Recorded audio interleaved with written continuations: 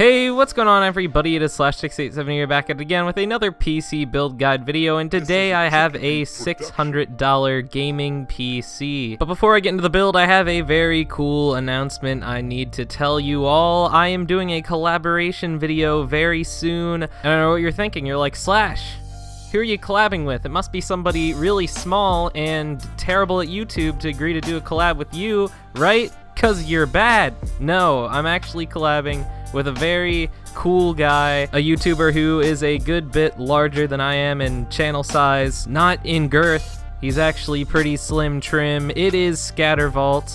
I'm sure a lot of you have heard of him, but yes, we will be making a $50 one-on-one see who can build the best gaming PC for $50 video. It's gonna be in 2 parts. And my first part should be coming out soon, and then the second part should be coming out in the beginning of August. But it is something to look forward to. Being able to collaborate with Scattervault's a big honor, and he's a great guy to work with, so it should be pretty interesting to see who comes out on top. But let's be honest, we all know who's coming out on top.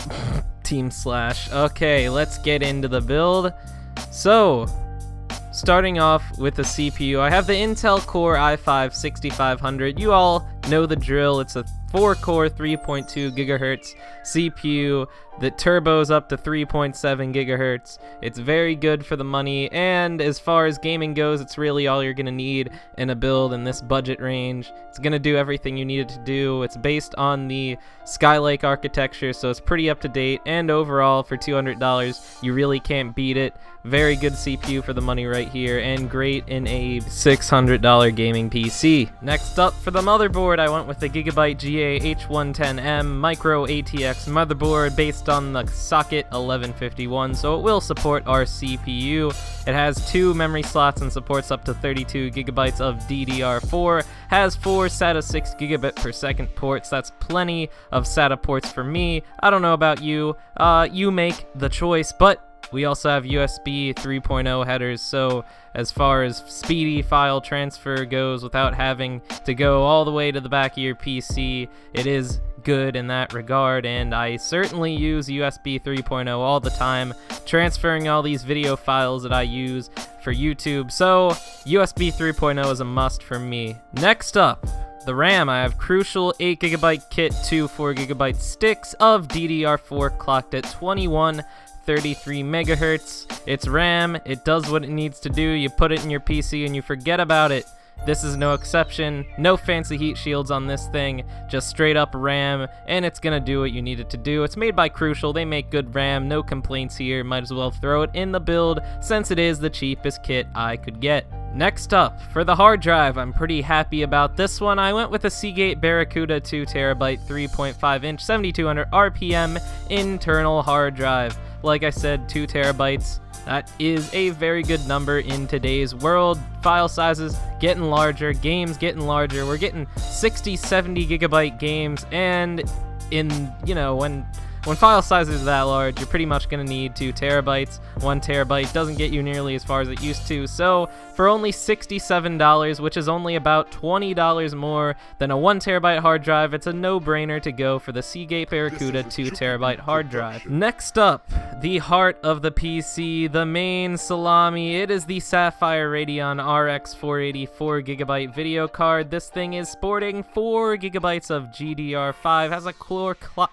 Okay, a core clock of 1.12 gigahertz, only a TDP of 150 watts based on that new Polaris architecture. We have very good efficiency here, and it supports Crossfire up to 4 GPUs at a time. That is very, very good, and since it is the 4 gigabyte model, it's only going to cost us $200, so you can't complain about the price. Right now, the RX 480 is the price to performance king in the GPU department. The GTX 1060 graphics card benchmarks have just recently come out today, and they couldn't beat the RX 480 in price to performance. So the RX 480 was a no-brainer to put in this build. Very good GPU for the money right now, and it fits perfectly into a $600 gaming PC. This thing should play pretty much anything you want at 1080p ultra settings at around 60 FPS. Next up, for the case, I like this one a lot. It's the DIY PC Zonda ATX mid-tower case. Right now, it's on sale,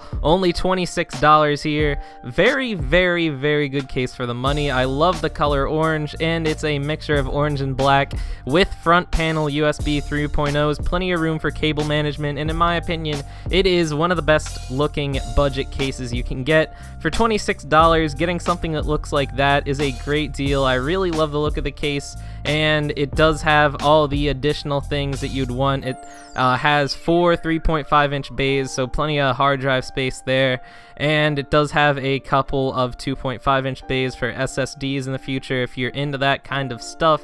So I really do like this case, and I highly recommend it in this build. Next up, for the power supply, I have the Corsair Builder 500 watt 80 plus bronze certified ATX power supply for only $25. This is pretty much the best deal on a power supply you can get right now.